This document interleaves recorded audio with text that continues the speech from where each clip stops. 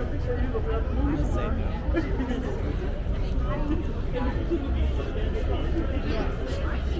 how much more?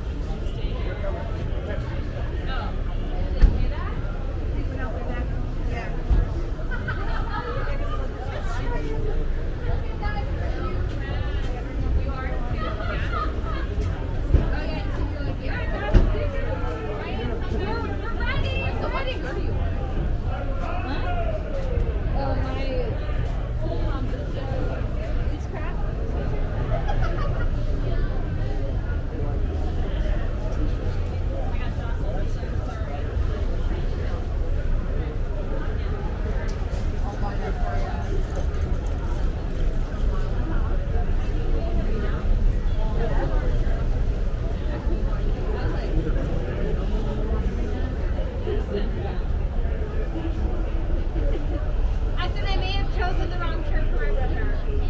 That might have been the better one. I would have bought that. Blair, this is for you. No, I thought I got bourbon face on shit. That sounds more like Actually, I my like that a lot. situation. I got Sober. 100%.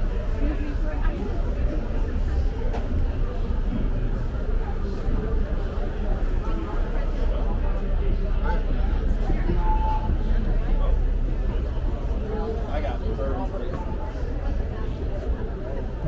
Including Do you guys feel like we got left behind too? Oh my God. Just a little bit. So if it's not real. Just a little bit. Just a little bit. Where you guys from? I'm from Ocean Springs. She just said I got 18 and ready to go. Like, what Where's Ocean about Street? the rest Whereabouts in of Canada? just east of Biloxi. So we were supposed to actually meet over there. No, we're meeting here. I know, but there was a lady the other night. Same guy. She was saying that maybe she was just being maybe. Now she said everybody this side of the line. Yeah, that's maybe she was. So you guys are from what's it called? I'm from Biloxi. Oh, okay. Where's She's that from at? Canada. It's east of here, so on the coast. Just on the Very, coast. very nice. Mississippi? Yeah. Nice. Where are you guys from? Seattle. Oh, Seattle. Cool. Yeah. My brother works there. Really? Yeah. What area? I haven't been out there, so I don't know the area very well okay. yet. But it's kind of like no, southwest of Seattle. Okay. That region. Yeah. I forget. He told me the name of town, right? Probably Kent, Kansas City, Sherry, Des Moines, Marion, Federal Way, Kent's south. a bit of southeast. Yeah. You said southwest. Wow. So maybe it's like White Castle. Like White Center? White Not Center, White Castle. Center, White. That's I hear they have good He's a burgers. fucking They have- Yeah, shit. they have great sliders. Yeah. Anyways, they're from Centralia. Southern part. We're from Centralia too, yeah, because we were born. Quit calling me out on stuff, Drew. Yeah. How do you like New Orleans? How long have you guys been here for? I live fairly local, so I've been there a few times. It's her first time though. Okay. Oh, cool. Do you like it? Oh yeah, very interesting. It's a fun spot. Where do you live in Canada? Where do you live in Canada? Edmonton? Edmonton, I hadn't been out here since like before COVID and Katrina and everything, so I was like, I didn't know how much would be, and it's not what it was, but I'm glad it's still somewhat. Yeah. It's close. That's good. Yeah, we were kind of worried. We were booking our trips, and it's like, I know this Ida weather. came around, and it's like, okay. Yeah, right. But Yeah, there was a hurricane that went through Idaho. Was that? Yeah. Yeah. Yeah. Yeah, that one There was some Wasn't where too that bad. guy had to like leave. You didn't see it. You see where we walking by and they were all like cheering. It was a good place. yeah, I think it's like we're just put it on your shop. You could make one, but you tell me. We're going to abandon. All right, y'all follow me. Go ahead. Here we go. We're going.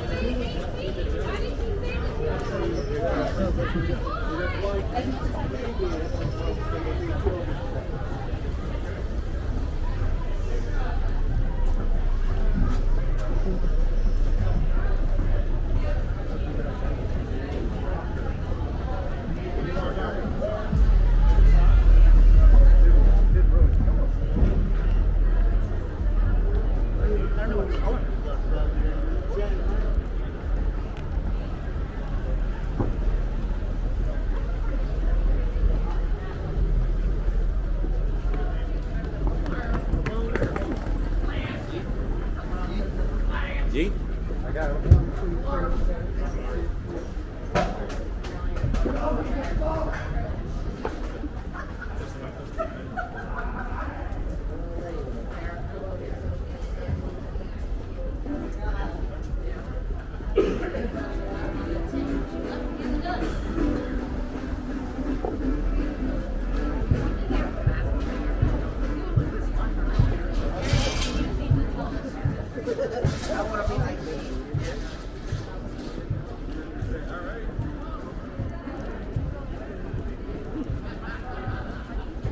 See any ghosts yet? I think the tour guide's a ghost. Oh, yeah. Hasn't settled it. No, nothing. The first one was she vanished right before our eyes. Huh? I said the first one was she vanished right before our Yeah. eyes.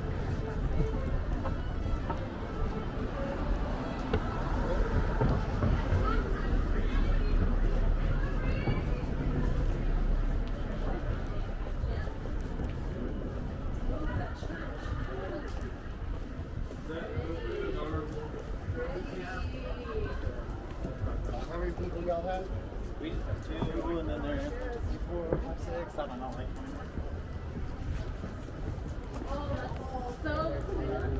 Guys, okay. what's happening?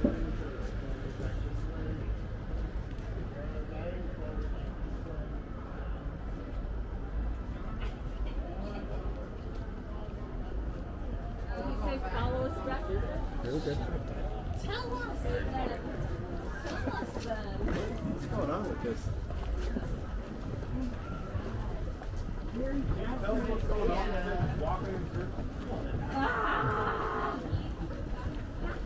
I think the ghost makes me a little better than this. Yeah.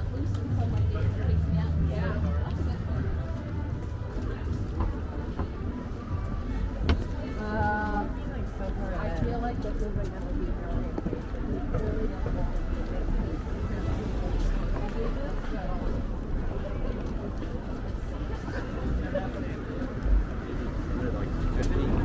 You all right? Go to Matt. What? Not clear. Not clear. Clear.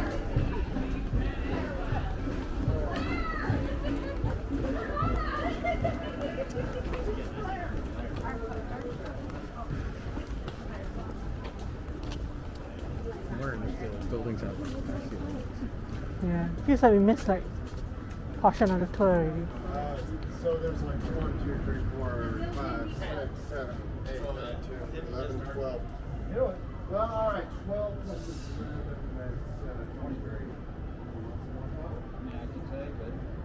Well, the others are very lucky. How far are we into his tour? What's his tour? No, they're both of them. No, very lucky. Charlie's a sweetheart. Let's see. Charlie, I didn't even yell at you. Okay, so We have a who, group of 10. you got a group of 10, and then the other 2, y'all, all right. So we'll find like, I saw she's Go get yourself some. All right, I'll let. All right, I apologize, folks. Y'all enjoy your tour. Thanks, Jay. All right, y'all have a wonderful tour. Are we saying? Yes. Oh. We don't know what.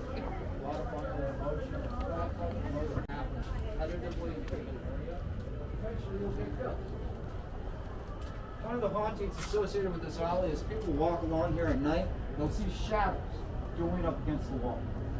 They'll hear the clanging of swords, they'll hear cursing in French and Spanish.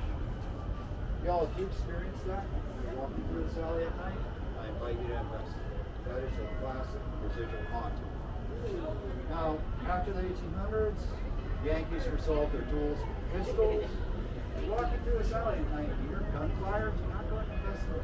It's not going to be one of our classical haunts. So, there are only 2 rules really on this tour. First of all, who does not have a backstory? Don't be shy, I'm not going to hate you, but I just need to know in advance. Anybody here actually not have a backstory? Okay. When we're doing our bar break over here, remind me. If you gotta go use the restroom, that's no problem. Okay? Just gotta know in advance. Because around this hour, a lot of places open like this. But, you got a strong bladder. Either way, it's gonna be okay. I didn't hear what he asked. Just remind me. Oh, I got one more. Other than that, I was going to say, I think that matters. two Just rules. in case you need to go to the First Yeah. rule, I'm the only one allowed to die on this tour. If a car strikes me, just stand over my lifeless body, call the tour company, they'll send a guide out to replace it. Boss needs to friggin' replace it. If one of you guys dies though, the tour has to end, so please stay alive and stay on the sidewalk. Alright? The streets here point in one direction, the traffic is coming both ways, guys. New Orleans, the home of the 24-hour drive-through daiquiri store. There are people that are so lit on the road right now, they think they're operating a friggin' time machine.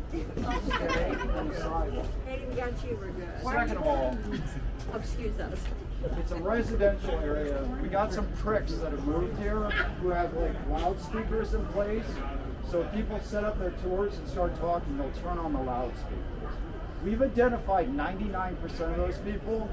There's a chance we might step up in front of a place and that will happen.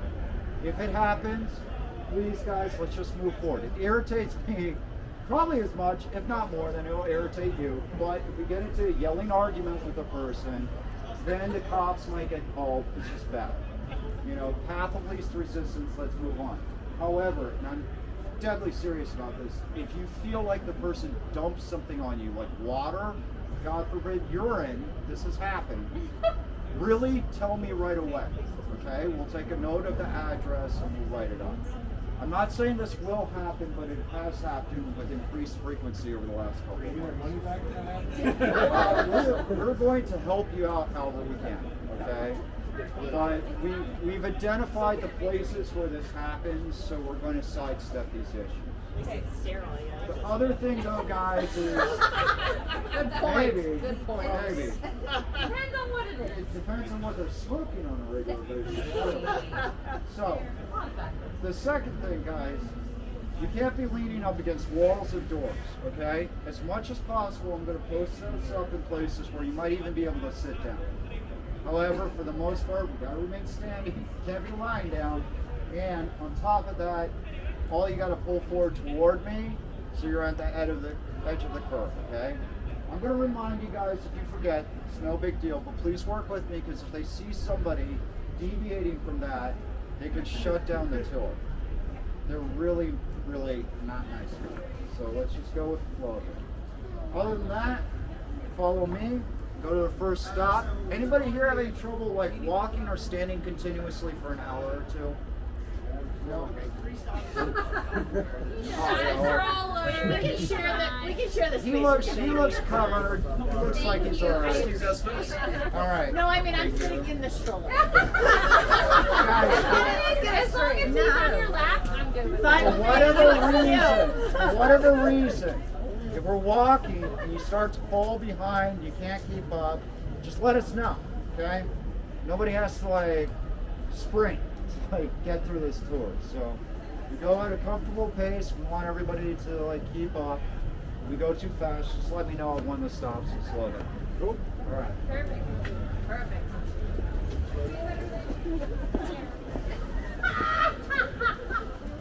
I would have done something like this whenever it was a vacation.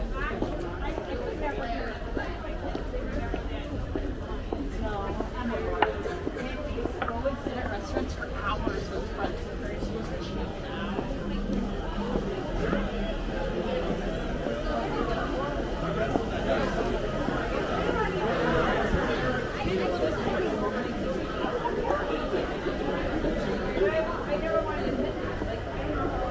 Well,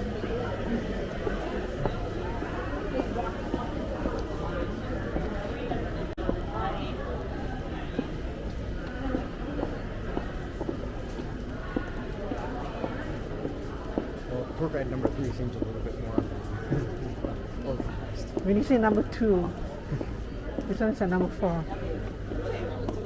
Is this one number 4? Yeah? The second one was the one that guided us to the third one and then to the fourth one. Oh yeah.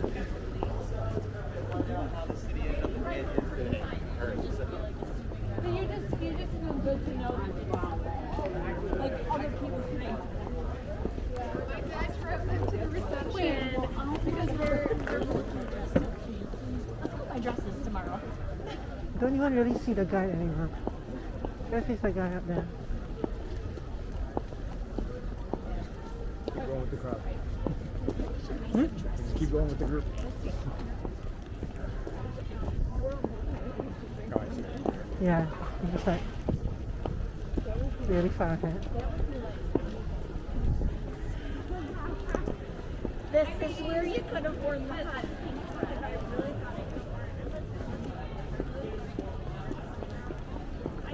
The San Francisco tour was really good. Was it? Yeah, they gave us EMF readers. Oh, that's cool. We all walked around town. Did you see anything?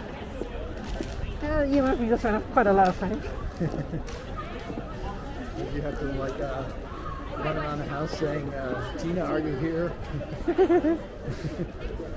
She brought out a couple of radios to try to talk to ghosts. They didn't respond. But at least they didn't attack you either. Yeah.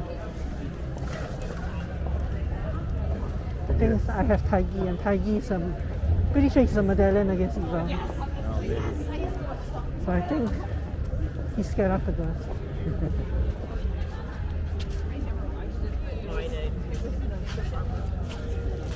Dallas Dynasty.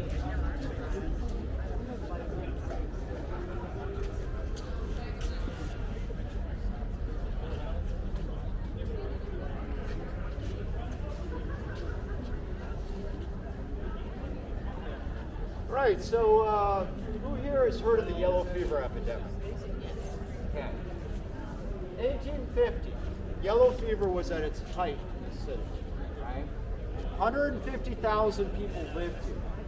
When the epidemic spread, 50,000 of them evacuated. Out of the 100,000 that remained, 10,000 died over the course of a year. At that point, we were using something known as a year-and-a-day formula to inter our dead. If you go to our cemeteries, you'll see that our dead are actually interred above ground in tombs of mausoleums. Anybody here know why that's the case? It takes a year and a day to disintegrate in that inferno. Everybody is right and saying different things. I love it. Yeah, you're right. And you guys are right. You're both right. Yes. So, the reason why we inter people above the ground is because we're above sea level, and the year-and-a-day thing exists because the Catholic Church had really strong edicts and prohibitions against cremation, right? So, we had a limited amount of burial space. We had a lot of corpses. After a while, they got smart. They started designing the tombs so the tombs would become ovens during the summer. Stick a corpse into the tomb, wait about a year and a day, the heat liquefies the corpse, pull out the slab, and all that remains are the thigh bones, which you break up with a hammer, throw another corpse in there, right? That little system of interment went out the window during the yellow fever epidemic, completely overwhelmed. We were stacking bodies in the streets here like firewood. We were trying to get them as close as we could to the church because the rationale was we wanted them to be close to holy ground. Right? We set watchmen up at night to watch the bodies and prevent people from robbing the corpses. After a month or two, these watchmen started telling these terrible stories. According to them, the dead were coming back to life. Now, in this day and age, if you go to the hospital, if you're comatose or unconscious, they can take your vitals and ascertain whether you're alive or dead. Back then, they didn't have that system in place. So if you were a deep sleeper, or easily roused, you're likely to throw you in the body pit. If you wake up and you're surrounded by putrefying corpses, right, you're probably going to go into shock. I go into shock. When you go into shock, your brain prioritizes your head and your torso and drains the blood out of your arms and your legs. You also go through a lot of cognitive confusion and distress. When you're going through something like this, you're not walking up to the first person you see and going, "Oh, excuse me, sir, I think someone might have buried me alive by mistake." No, what you're doing is more like this. You're going, "Look at me! Someone buried me!" They're going, "Zombie!" and killing you, right? This started happening so frequently that our medical and scientific communities investigated. After they did this little investigation, they held a press conference. They said, very sheepishly, "Okay, good news. Zombies are not attacking us. We are burying people alive, but the undead are not ravaging our city." After that, they set bells or ropes up next to the body pits. That way, if you found yourself interred alive, you could pull the bell, pull the rope, ring the bell, Jesus, and someone would come and save you. Some unscrupulous tour guides, they'll tell you this is where we got saved by the bell, or dead ringer, or graveyard shift. Guys, that's utterly false. That's not true. However, you know anything about our city, you know that we're obsessed with vampires down here, right? We got Anne Rice, Papa Seabright, we got the originals, all the originals. Okay, you know that the originals weren't filmed here, they were filmed in Arkansas? Yeah, so, that's real. We also have the Casket Girls, which is a line of vampire novels. And we have a yearly vampire ball, the Anne Rice Vampire Ball, and a giant vampire subculture. So where did all this vampire kind of hysteria come from? It came from the time when the bodies were seemingly rising from the dead and seemingly attacking people. Back then, when they said the word vampire, they didn't mean one of those Twilight vampires, glitters in the sunlight, stuck in high school for 100 freaking years, fixated on underage women. That's not a vampire. Back then, when they said the word vampire, they meant something more along the lines of what we would mean when we say the word zombie or revenant. It wasn't until 1890 did Bram Stoker write Dracula, and we started getting the idea of the suave and sophisticated vampire. So, this is the 5-in-1 Ghost and Mystery Tour. We're obligated to tell one legend on the tour. I like to tell the legend of the vampire. That legend sunk its teeth into this city, no pun intended. And you'll find some hotels here to this day still have the locks on the rooms upside down. The reason why they put the locks upside down is to deter vampires from entering the room. On Royal Street, there are a couple of hotels, the Jackson Hotel, and you'll also see the Cornstalk Hotel. You look around there, some of the gate work, they'll have the upside down bar.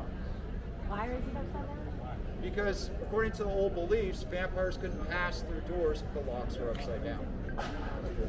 I don't know, it's all imaginary friend stuff. I don't know how the rules work, but they did believe if you turned it upside down, it would stop it. You'll also see a lot of places have like horseshoes and garlic for similar reasons. So, past this point, no more legends.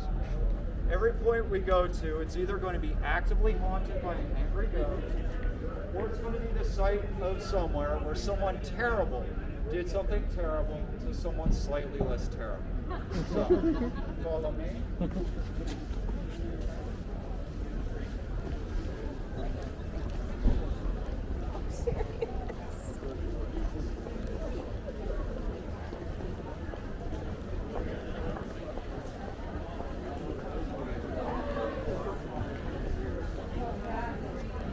Hey, what's up? Good to see you, Charlie.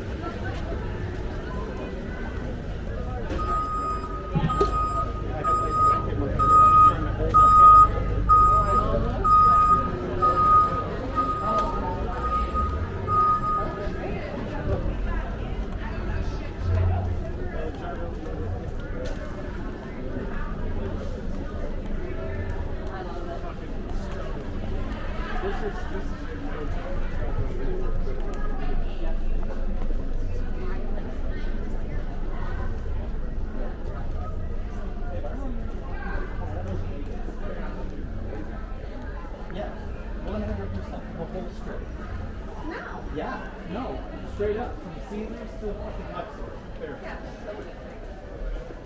Definitely. Yeah, I was there. It was 4 in the morning. Sensors are on me. And guys, it's going to be one of those spots where we're going to have to pull forward toward the curb just to make space for the pedestrians. I'm not going to bite you. This ain't the vampire tour. Forward.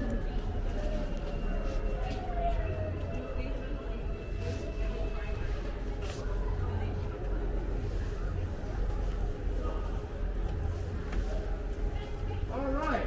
So, guys, any other city in America, you go to a bar, and you're sitting there with your drink, somebody walks up to you and says they're a vampire.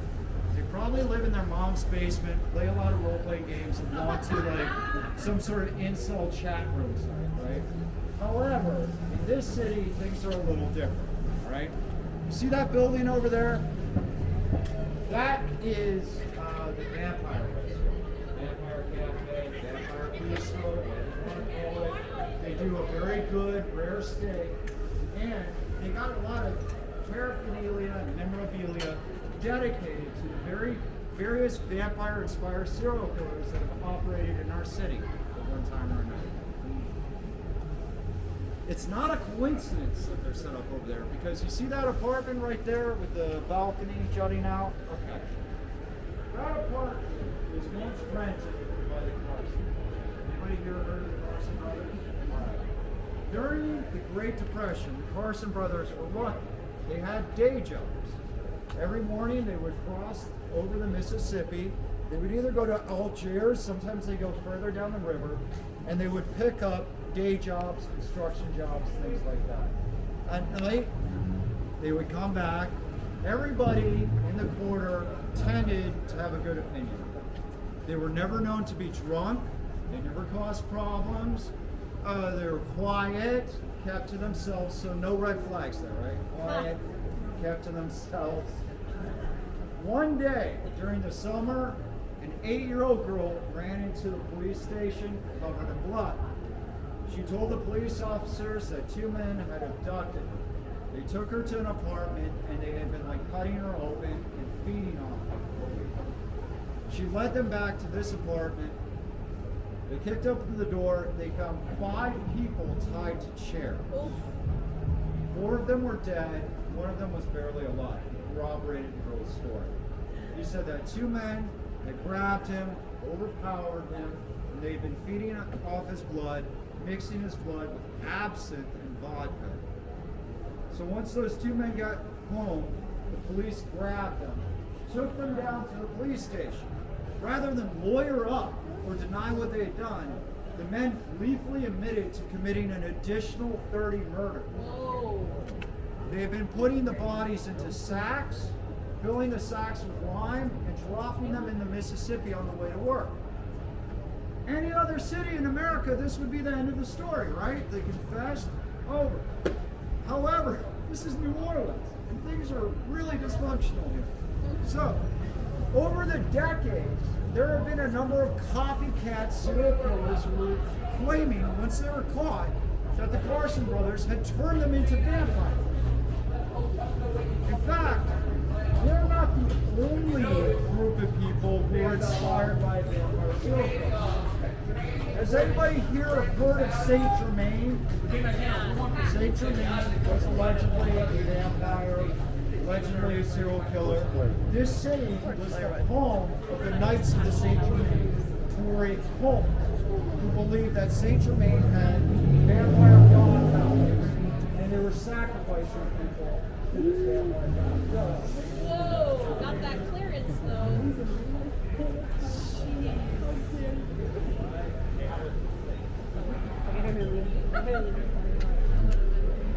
Anyway. I'll suck his blood. Right. So, guys, if you're in the bar, and it's 2 in the morning, that weird little freak comes up to you and says they're a vampire, don't take your chances if they ask you to go somewhere with them. Trust me. Now, if you follow me, the next site we go to is a place where people routinely got this in the mouth.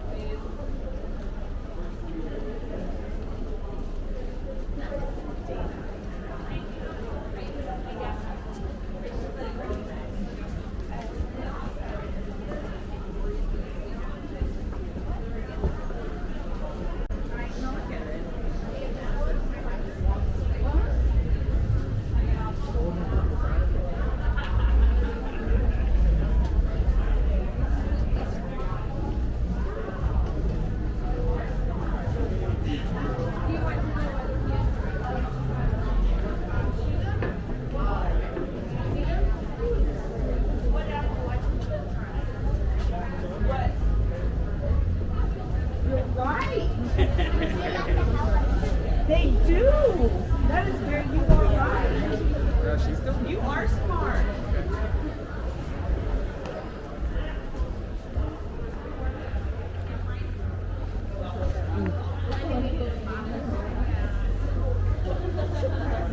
I know. I know. Okay, we're actually going to do happy disembowelment time in a moment. But we got a space here, which is rare, so I'm going to tell you the story about this place before we move forward. All right. So, later tonight on the tour, I'm going to bring us to a haunted hotel that has a very, very bad relationship with its ghost. You walk around the French Quarter, here and there you'll see signs that say, apartment for rent, haunted. You might have seen some of those signs. Restaurant, haunted. The haunting thing is a major draw. People like their places to be haunted. Muriel's is no exception to that. This is probably the most haunted restaurant in the French Quarter. So, 20 years ago, the owners of Muriel's bought this building. They got it for a song. Now, to give you an idea, you see those shops and businesses up and down the street over there? On average, those guys are paying anywhere from $25,000 to $50,000 a month in rent. So, when these guys got this place for next to nothing, they thought they were getting a great deal, right? But 6 months into their first year of business, they started getting more customer complaints than they knew what to do with. People were walking into the bathroom, the lights were getting shut off, and they were getting grabbed by invisible hands. People at the tables were hearing voices screaming at them in demonic languages. A number of wait staff quit, citing the intolerable pressure and atmosphere of the environment. After 6 months of that, owners of Muriel's went to St. Louis Cathedral and they hired an exorcist. Now, every tour, you got the tour guides that stand there for 10 minutes before they start the tour. They'll tell you all about themselves. I don't do that because why would you care? But in order to give you some context for this story, my day job is as a psychic reader. Okay, I've been a psychic reader here for 16 years. I can't verify every story, but I do have a little inside knowledge on this story. Okay, I've actually heard things about this place, and in a moment, it will come clear why. So, they get an exorcist to go in there and do the job. Now, exorcism is not something that you can be merely mediocre at. You either got to be really good at it or don't do it at all. That exorcist was either having an off day or maybe he was just a failed art student, I don't know. But he gets in there and he makes the situation exponentially worse. After that, fires are being set in the kitchen every other week. People are committing suicide. They go and do the thing that they should have done in the first place. They'd go get a psychic. They grab one from Jackson Square, bring them up to the second floor. The second floor to this day is an event space called the Seance Room. It's in commemoration of the psychic that went up there and held a little seance. The medium told them that there was a spirit trapped between worlds. And in my profession, we say a lot of obvious crap. So they're looking at her going, yeah, obviously. Then she goes, I'll let the spirit possess me and talk through me, which she does. The spirit tells them, look, I used to live here 200 years ago. I had a gambling problem. And I, one night, bet all my money. And then, not wanting the game to end, wanting to recoup my losses, I bet the title and the deed of this place and lost it. I didn't want to face my wife, tell her what I did, so I went to the second floor here and hung myself. Stuck here ever since. And the restaurateurs were like, okay, what do you want us to do? And he goes, actually, I like you guys. I just want to be invited to the dinners you're having every night. So they set aside a table for the ghost. Not for just for that night, but for every night. Now, anybody that practices European witchcraft will tell you the practice of feeding the dead is known as the dumb supper. In voodoo, it's called feeding the dapi, or opening the kulunga, whatever the case may be. Once you start to feed one ghost, their friends show up. So, a lot of people say that this is a veritable nexus for paranormal behavior. And, of course, they've monetized this situation. For $50, you can eat at the table of the ghost. They just ask you not to touch the wine or the bread. They'll lead you across the street so you can take photos of the table that they set aside. snap a few photos. The ghost's name is Mr. Pierre. He's known to be somewhat of an attention monger. He loves it when people pay attention to him. If you get a snap of him, let me know. We do put the pictures on our website. So if you will me. Ready, guys? What are you guys doing down there? Let's do the ghost story.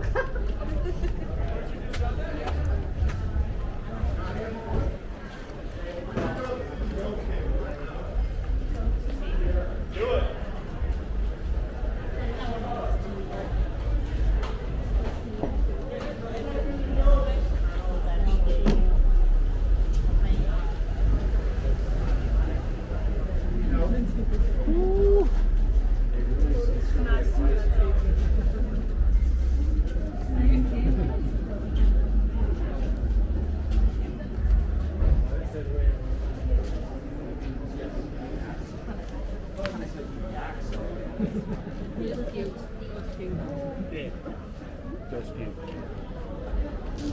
Did everybody get a chance to take a photo? All right. Excellent forward, guys. Now we're going to go to the disembowelment. Oh, Joe. Oh, great.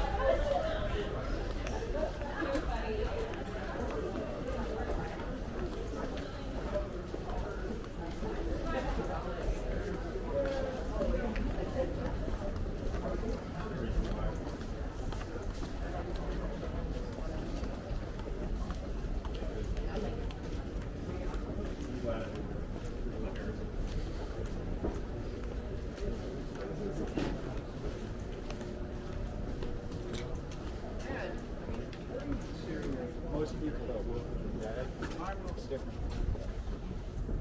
You know, a lot of what we perceive as time is just biological necessity. You know, we got belly time and bladder time and like, oh my God, I gotta go to sleep time. When you get rid of the body, time is different. You don't have all these urges. So, it is the case in the city, guys. History is right under your nose, everywhere you go. Sometimes it's right over your freaking head. You see these spikes here? These spikes are called the Garde Frise. Tour guides call them Romeo spikes. Don't get killed.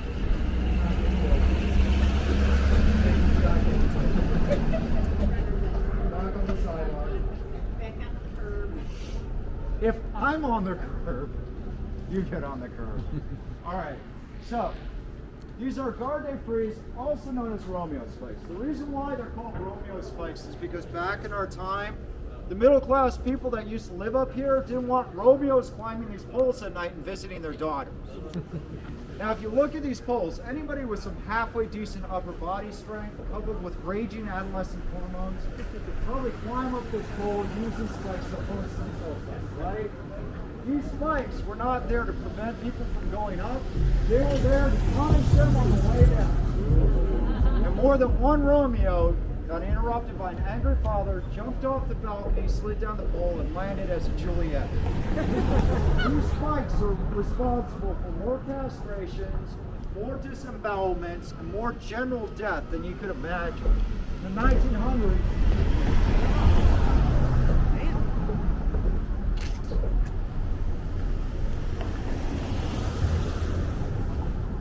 so, 1900s, paranormal investigators come by, they start claiming that these spikes are haunted. According to them, you could pass under the spikes, feel droplets of water on the back of your neck, you wipe, it's not water, it's blood, you get about half block down, that blood turns back into water. Some people are seeing apparitions appearing in the middle of the road holding their guts, screaming, and then they would vanish. As far as New Orleans hauntings go, this is pretty vanilla. We're just contractually obligated to talk about it. However, there is something else going on with these spikes. You see that voodoo store? All right. When you look down there, you see those two gas lights, those flickering gas lights. In between those gas lights is a shop called Esoterica. It is a Greco-Roman witchcraft shop. Okay? Real quick crash course in witchcraft. Two basic types of witchcraft. Not the good or evil type, but the bone or blood type.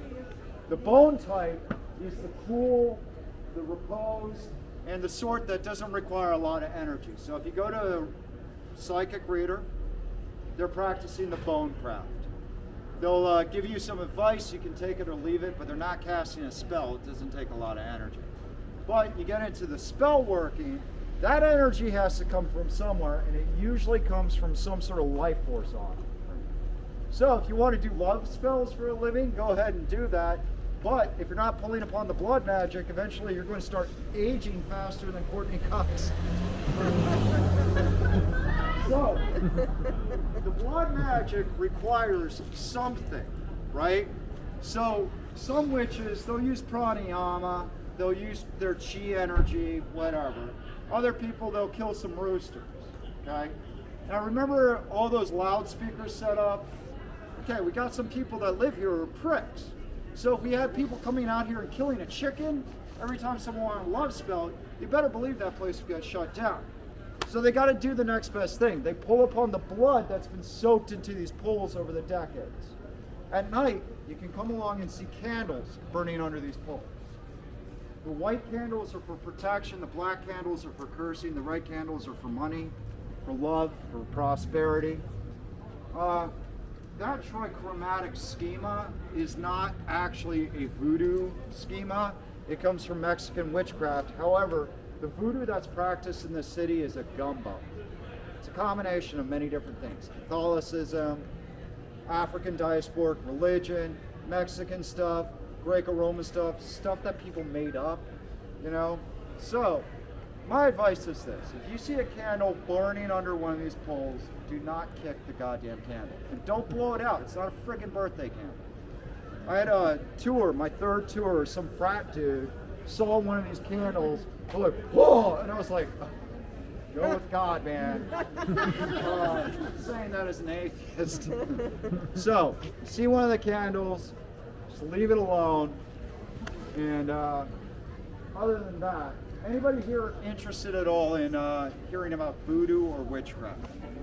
Okay, we got a couple other sites that we're going to hit over the tour, but I want you to remember this place, Voodoo Authentica.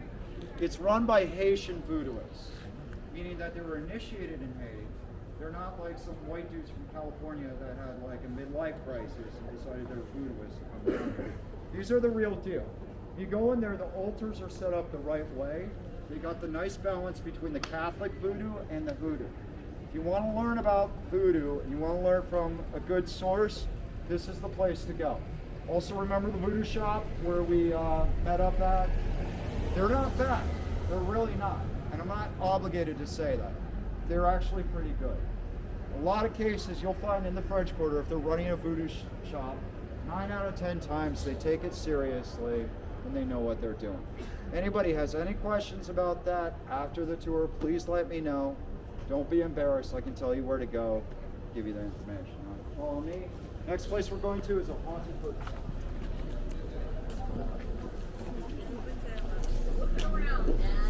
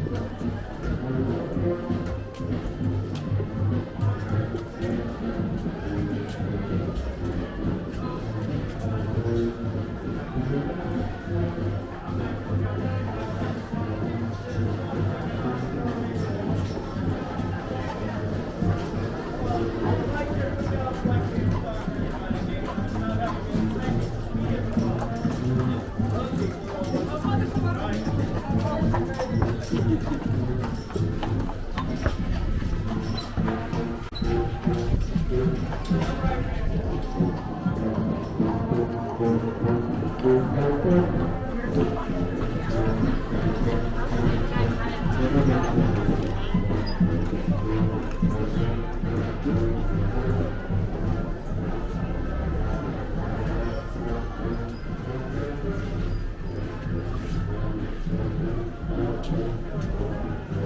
guys, you just move down a little bit to center on me. And remember, pull toward the curb.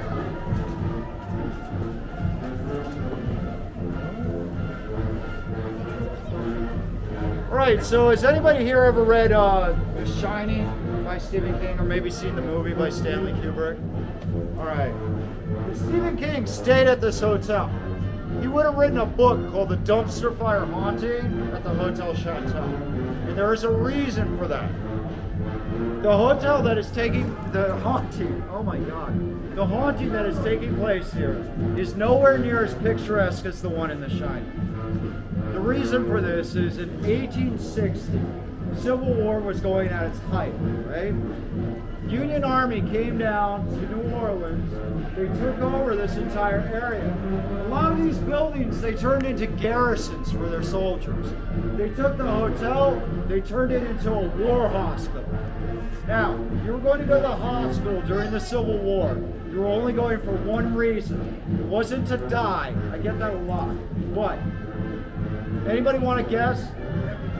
Amputation. Thank you. Okay. Third tour, someone screamed out lobotomies. Somebody else thought that I had said that. Was like, that's sick, bro. It took 5 minutes to get the group back together. So thank you. Amputations. Yeah. Amputations. The reason why they performed amputations so frequently was because back then they couldn't control sepsis or infection the way we do now. So if you maintained an injury of any magnitude, they would cut off the limb to prevent it from going gangrenous and killing you. Now if you look over here, we got this wide open road.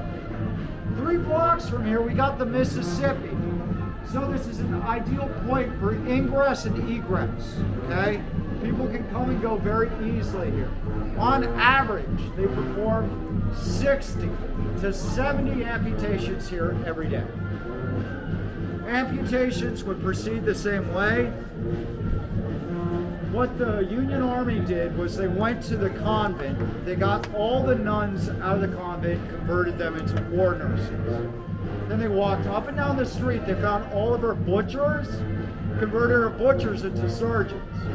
So when they brought in a patient, the nun would greet them and make them comfortable, and then the butcher would come into the room wearing a leather apron and smoking a cigar. The reason why they were smoking that cigar was to keep the smell of the filth and rot out of their nose.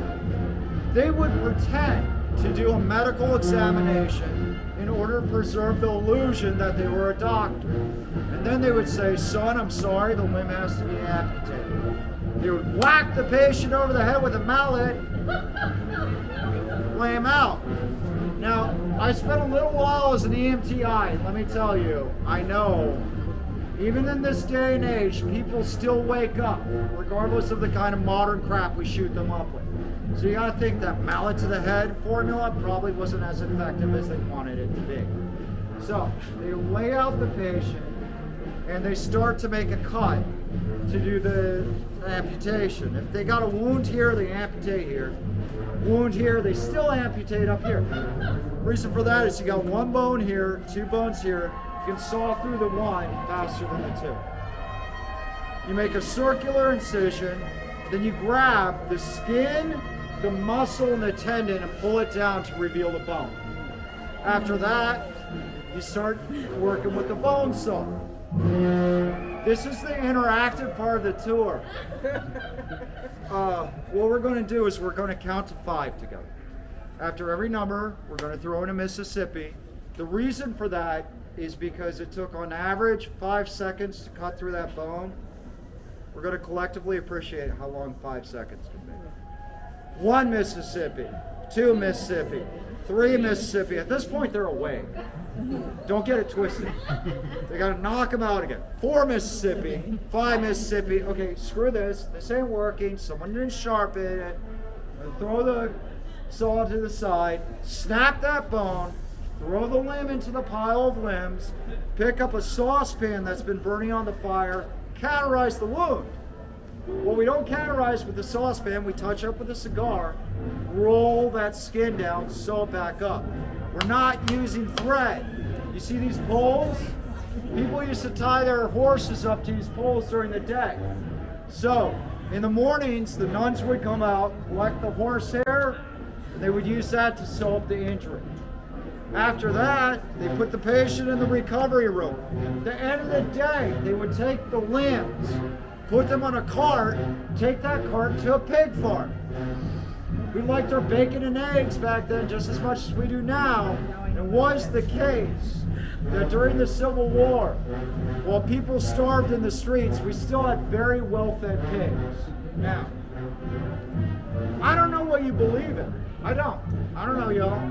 But you can't tell me that you perform 60 to 70 amputations in a place every day and not leave some sort of psychic residue, okay? Y'all ever wake up in the middle of the night and find yourself paralyzed, able to see and hear but unable to move? All right, that's called sleep paralysis, otherwise known as pavor nocturnus, which is Latin for the terror of the darkness. According to the Tibetan Buddhists, sleep paralysis is the beginning of Akashic or astral travel. According to the Voodooists, sleep paralysis is the Kulunga opening and the ancestors making a channel for you to talk to. According to neuropsychiatrists, we have no goddamn idea what sleep paralysis is. Whatever the case may be, only 1 out of 20 people in our general populace suffers from sleep paralysis within their lifetime. Disproportionately high number of people that come to this hotel suffer the paralysis. People wake up in the middle of the night, paralyzed, and then something grabs their leg or arm, and they'll feel a sawing motion across it. They might even see an apparition in a leather robe. They might even smell cigar smoke. They call the front desk, freaking out that Leatherface is trying to kill them, and the front desk will tell them the same thing. Oh, don't worry, it was just a ghost. And then they'll hang up the phone. They are not monetizing their ghost. They're trying to get away from the whole ghost thing as much as possible. So if you stay there, ask them to not be put in a haunted room. It is possible. They'll look at you and be like, you took one of those goddamn tours, didn't you? But they will accommodate. Now, guys, we're going to do our bar break. We're just going straight back there, back to the Pirates Bar. When we get there, the first window is where you guys get your drinks. The second one is where you go and use the restroom. You got to order your drinks at the window. For some reason, they're still not letting people in. Fax cards, no fax cards, okay? Other than that, we're probably going to be there about 15 or 20 minutes. Before we go, does anybody have any questions? This would be the point to ask them. All right, no questions. Just follow me. We're going to go right back to that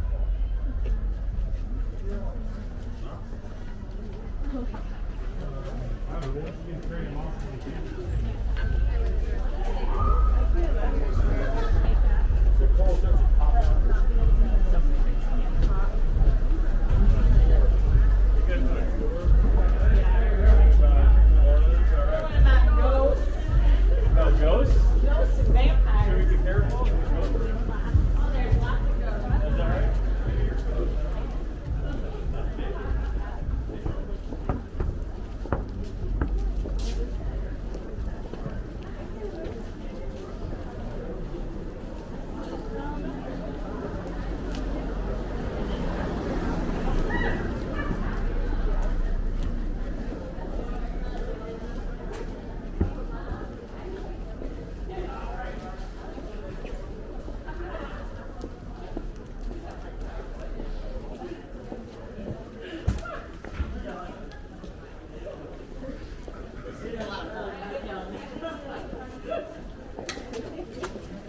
It's a good job for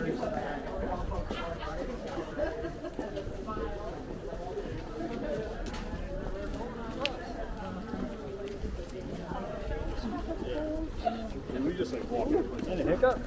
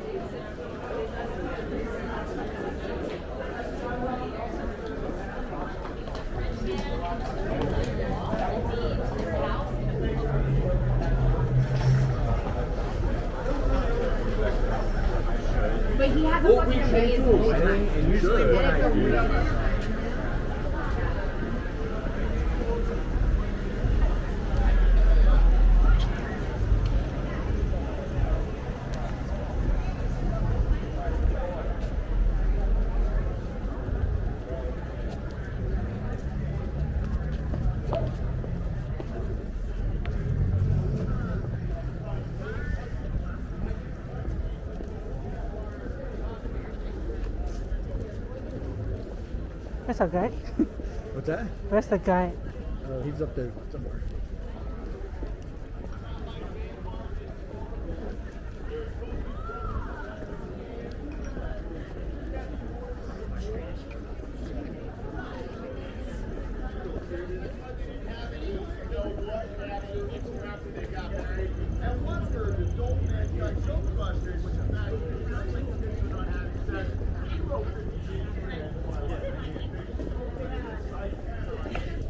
I had to go and buy special shoes.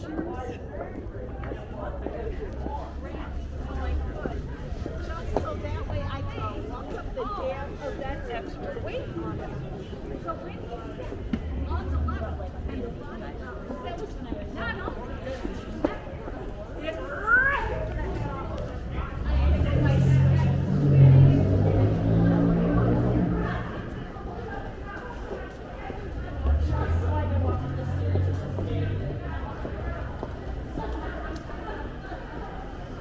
Around here, it's supposed to be like where Napoleon Bonaparte was supposed to stay Oh, in yeah? exile. Interesting. I don't think it happened, but they planned it to or something like that.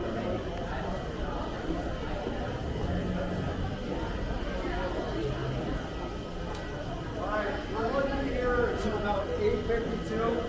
That is the green line, the other line is the green line. Okay? 8:52.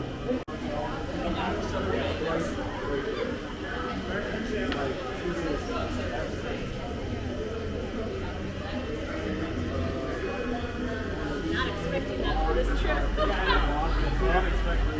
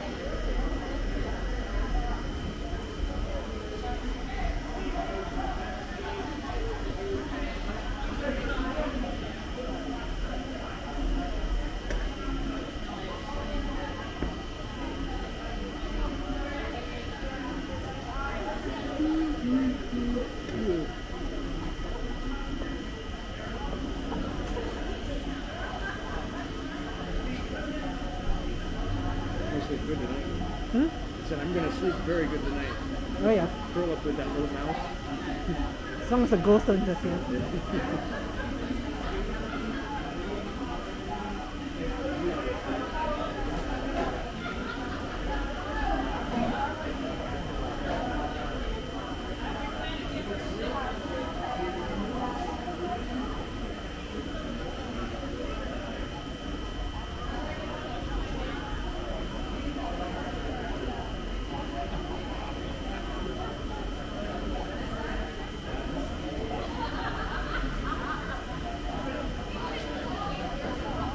I think like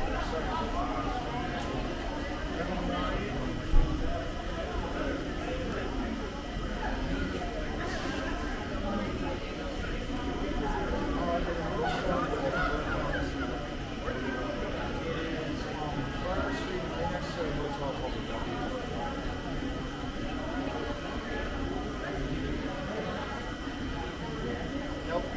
Next time I'll be there. People, I think, both honestly, they got great leaders. Boy, it's like, seriously, in order for people to get hired, they have to the same street, they all go to the bottom of the town. That's the second road.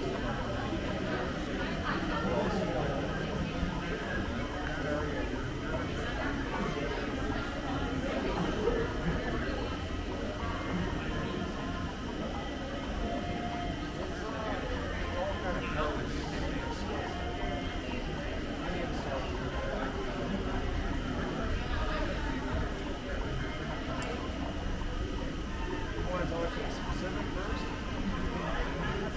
I would say your best bet is you're going to be able to get them out of the shop.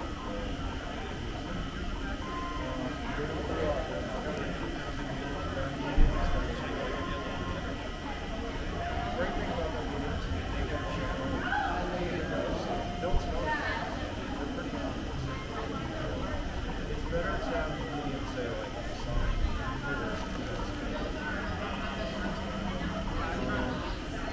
I always tell people,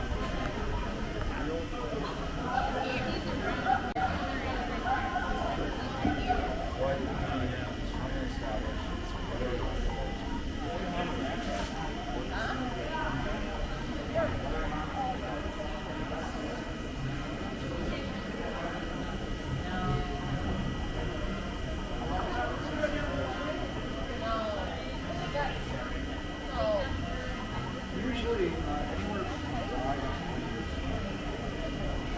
After 20 years, I don't know if that's 4 or 5 years. That's what Eric.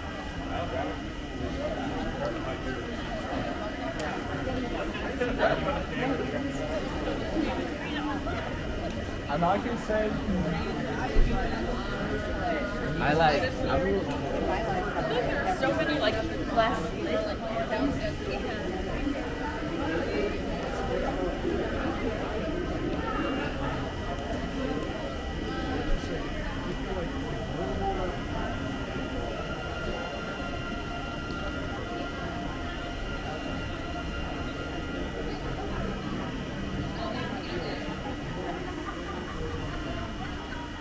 Feel like there's something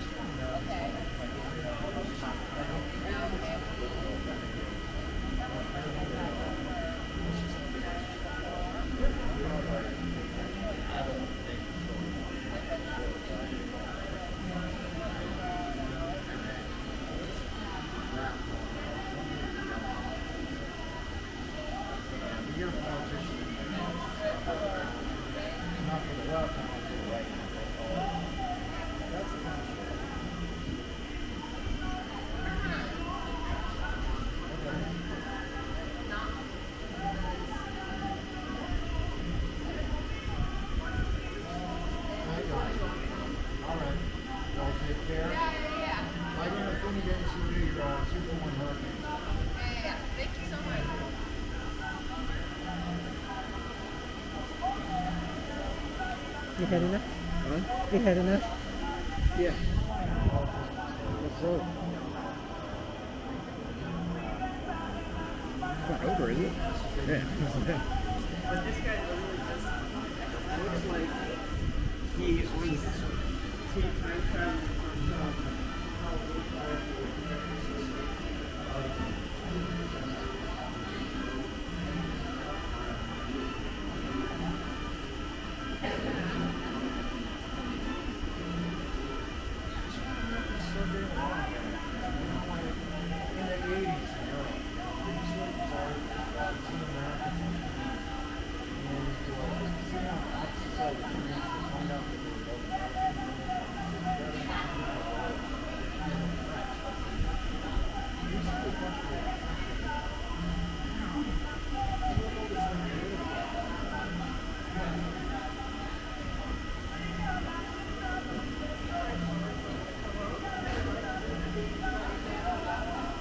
nearly got arrested because of me. We were there when I was 5 years old, and we passed the toy store, and I started screaming. I saw these robots. My mom was trying to continue these cops came over, and literally they're like, "Your child too loud." She was like, "You would have ended up in a Japanese prison." She's Irish, and she was like, "No, I got this." I'm like, "Oh, don't hit the child." She was like, "If you keep screaming, I'm going to let you out of the toilet." I'm like, "No robot." Every time I hear about Japan, she never took me back to Japan. She wanted to go to a Japanese restaurant. All right, well, we're about to go out.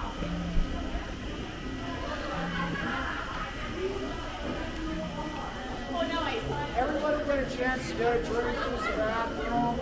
Okay. All right, we got a real long walk ahead of us, so everybody get ready.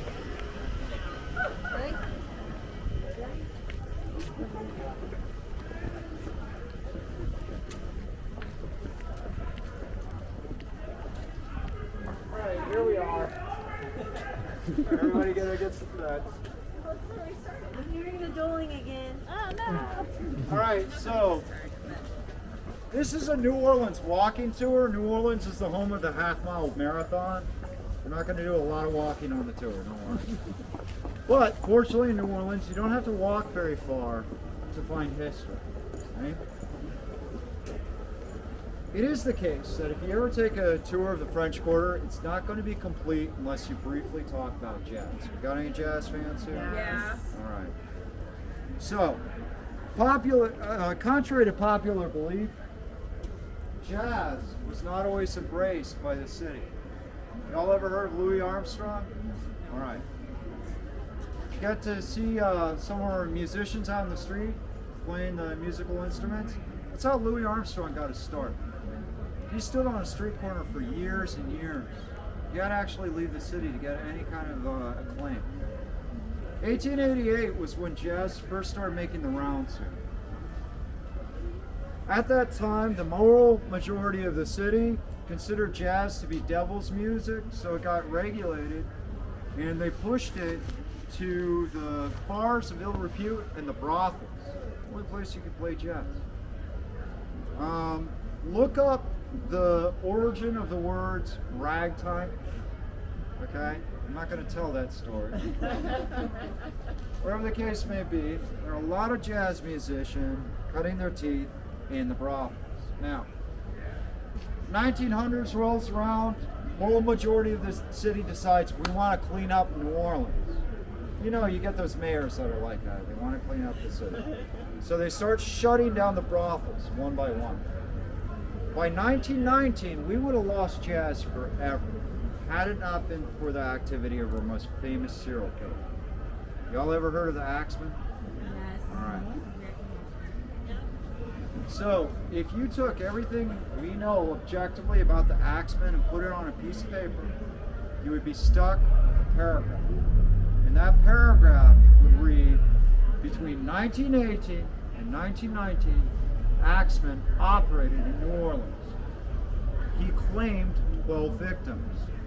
6 of them he murdered, 6 of them he gravely injured.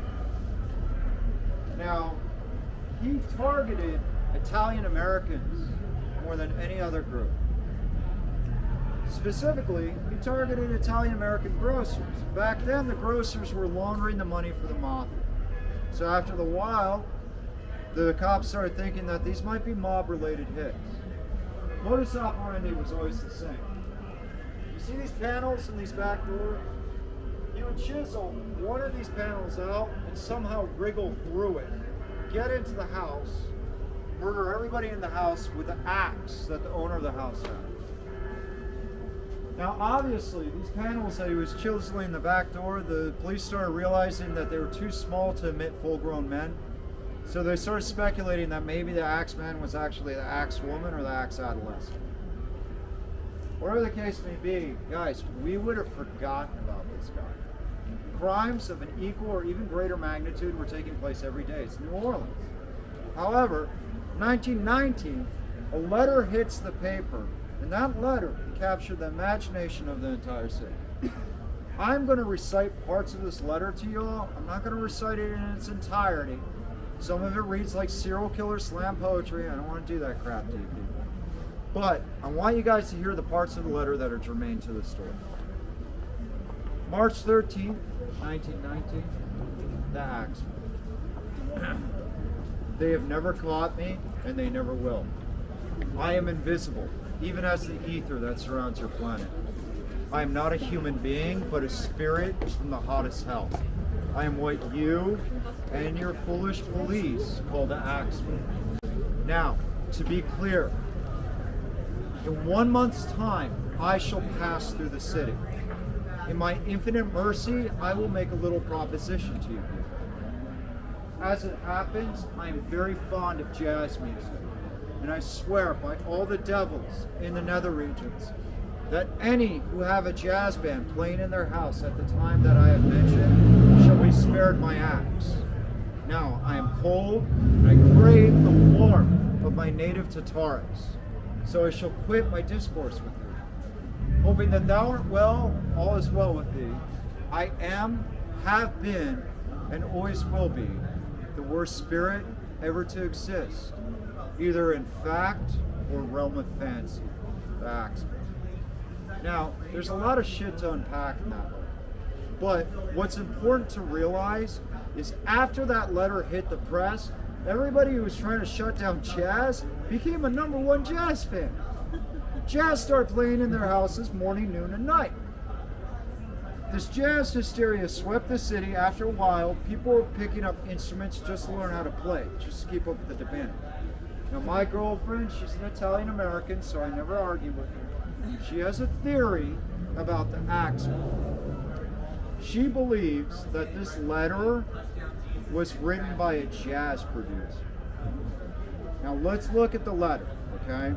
First of all, Axeman talks about Tartarus, right? Back then, they didn't have Wikipedia. So, If you knew that Tartarus was a fancy word for the Greco-Roman Hades, you were cracking open some books and demonstrating a level of literacy that was very uncommon in the city. Second of all, that letter actually benefited jazz in the long run. So that was an excellent marketing strategy. You guys are so lucky you got Charlie. He's way better than me. Don't tell me. Stop with this self-deprecation. We don't do that in public, remember? Good Lord. All right, so I believe, in all respects, my girlfriend's theory, that this letter was not a fake. I've read the letters written by Jack the Ripper, Richard Ramirez the Night Stalker, and the Zodiac Killer, who they recently might have unmasked through the cold case. In all of those letters written by these serial killers, there is an unmistakable cadence that runs through them, a sort of sneering self-regard that's almost impossible to fake. All cases, they sort of play these cat and mouse games with the cops. They kind of want recognition. They get very close to outing themselves, but not exactly. And on top of it, all of them invariably talk about being driven by infernal forces. Jack the Ripper, Zodiac Killer, Richard Ramirez, and the Axemen all referred to being puppets of demonic forces. I think this letter is fake. Now, there have been a lot of books written about this subject, and I invite you to read them. Remember, everything we know about the Axemen can be fit into a single paragraph. Some of these books were just pulled out of people's axes. However, there's a lot of information, and it's really interesting to see where the activity of this serial killer and where our jazz music stream intersect. If it wasn't for him, we would have lost jazz ever. And that's not something that they're going to be talking about in the history books. Now, who here has heard of Marie Laveau? All right. Next stop we go to, we're going to talk about Marie Laveau. We're going to talk about the two faces of voodoo in New Orleans. So if you follow me, this time I'm going to go real long distance for real. Why did he stop there? Yeah.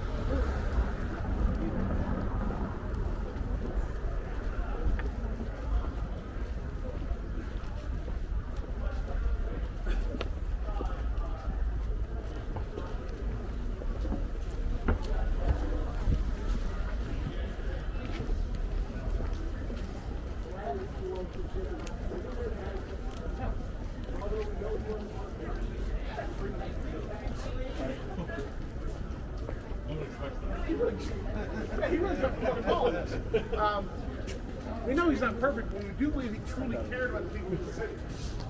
So even after his death,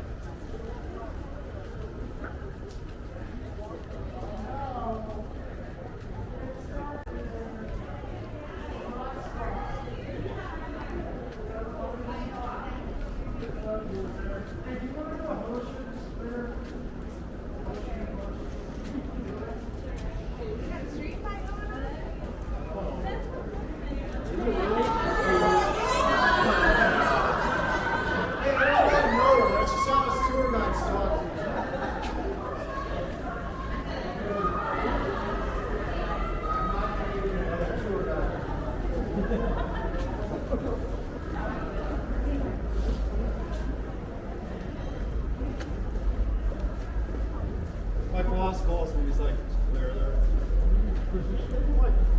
Why would you be here? That'd be a violation of our, he's like, just put her on the phone.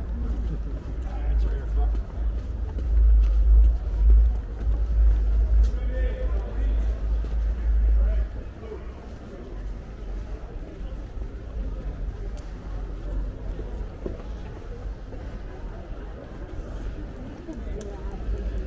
That's what I'm saying. That is what I'm saying.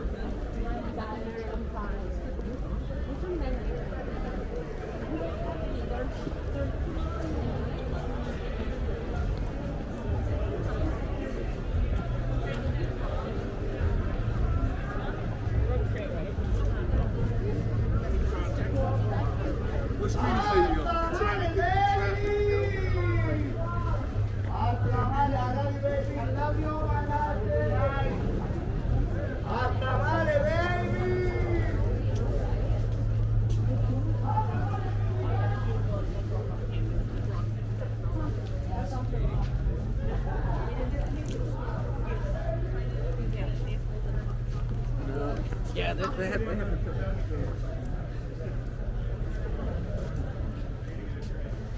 All right, guys. So, Oh, my body's not gonna do it anyway. Marie Laveau, for those of you who don't know, in the 1800s was the undisputed queen of voodoo in the city. Now, there were two other voodoo mambos or voodoo queens who were operating at that time, trying to vie for that title.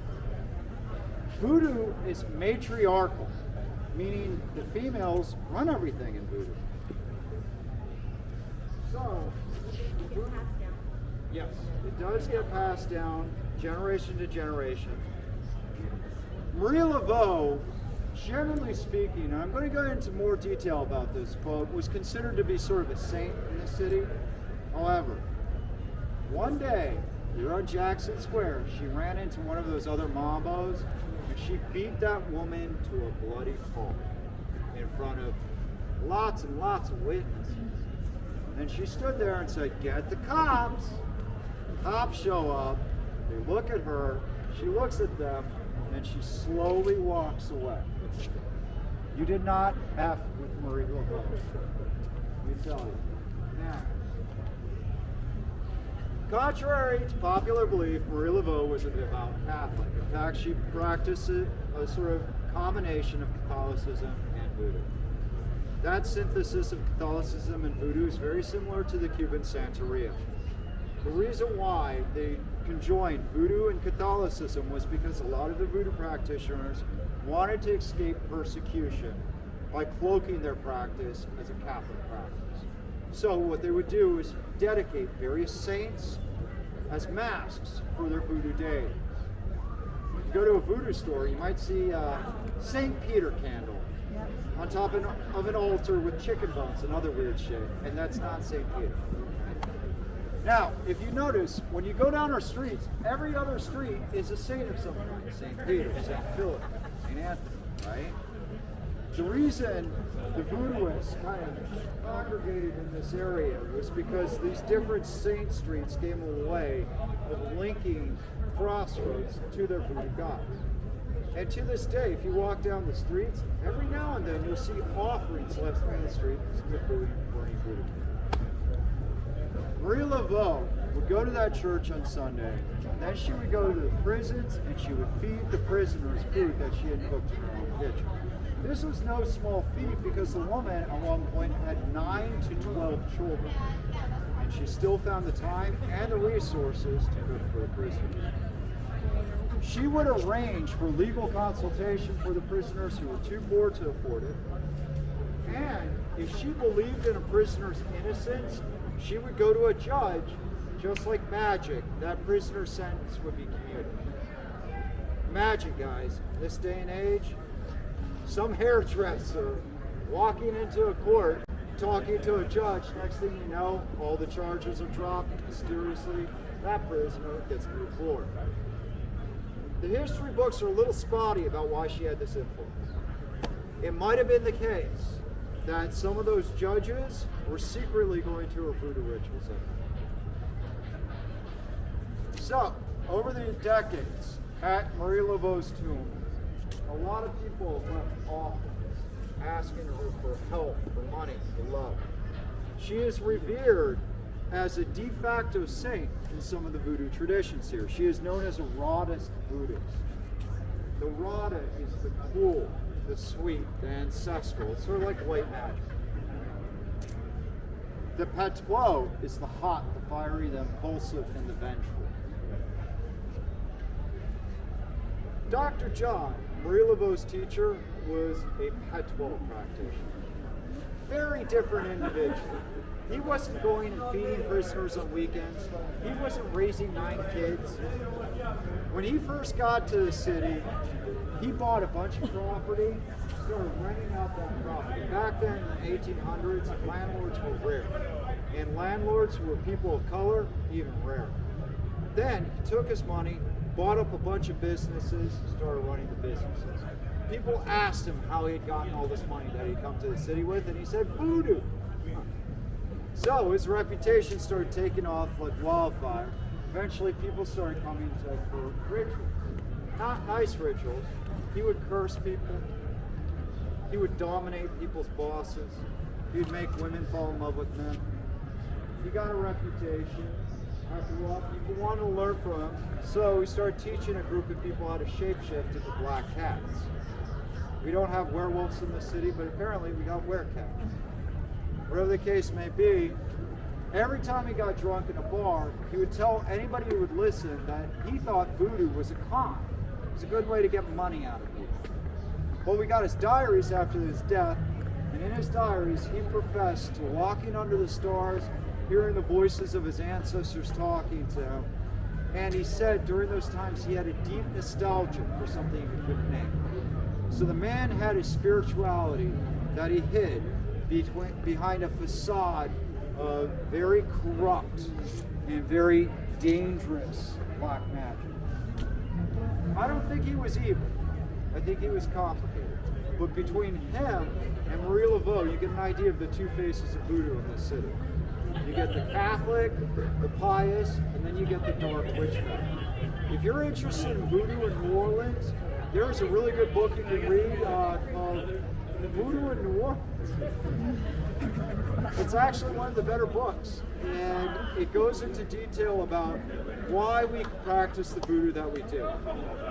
In the 1900s, early 1900s, they shut down voodoo in the city entirely. It wasn't until 1960 that voodoo started making a comeback.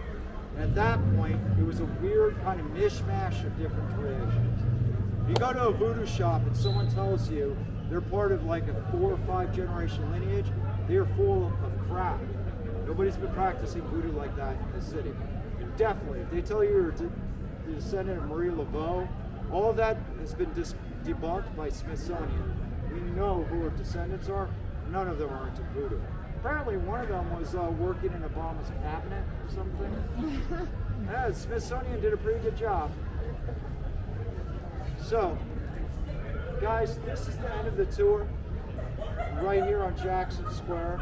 Before you scatter to the 4 winds, I want to make sure you guys know where you are, okay? Over in that direction is Decatur Street. You go past Decatur Street, you'll just fall into the damn river. Don't do that. That direction, you see over there, you got the bright lights on that street. That's Louis Armstrong Park. That's North Rampart Street. See those big ass buildings behind you? That's Canal Street. In that direction, you got Esplanade Street. All of those places are where the French Quarter ends and New Orleans begins for real.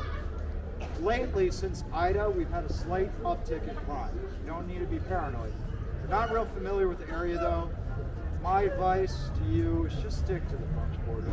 Heavily patrolled, all the lights work. You venture out there, the restaurants and shops might be closed. You might find yourself on a very dark street without any friends. So, other thing is Uber is not coming for you guys. Not this time of night. If you want to get an Uber, call it over there on Decatur Street. Call it anywhere over here, they'll redirect you about 5 or 6 blocks. Try and avoid burglary. Anywhere where you hit 2 lanes of traffic, you're leaving the French Quarter. That being said, does anybody have any questions before you guys run off into the wild? Guys, take off your stickers, fold them up. You can get 2 for 1 hurricanes all night long at Finnegan's with them. Do not drink them all friggin' night long. They have 3 types of rum in them. Have 1 or 2 and call it good. Okay? Take those stickers off because nothing says mug me. I'm a tourist more than how haunted is this. Other than that, I really appreciate you guys not dying. Half of you made it, which is great. And you guys were We're the original half. That's all good. Yeah. Well, better than Halloween. I lost 18 people in the first 30 seconds. They ended up following some other tour guide. Got all tangled. Well, have you seen how many freaking tour guides have hoodies and glasses and they're little ill-favored Irish-looking people like me? This is we all tend toward this profession. So they're like, "Where's my tour guide? Oh, that guy!" And they end up following a different company. It's terrible. And then we all get together in a bar afterwards. We're drinking. It's like, why do we all look the same to them? You know? Anyway, you guys were great. Do you have any last questions for me before I take off? What's that? Our teacher. Dr. John. Yep, Dr. John.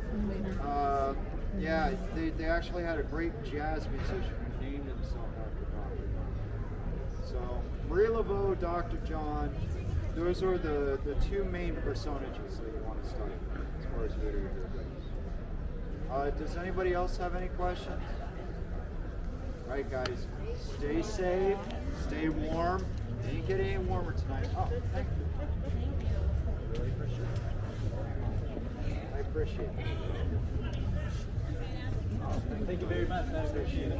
Have a good night. Yeah, you guys stay safe, stay warm, and honestly, you go to these bars and restaurants, remember they all got gum. If you got a bartender that's having like a slight lull in business, ask them to tell you about it. They actually like talking about the London's one, especially on a slow night. Thank you very much. Thank you guys. You guys take care. Stay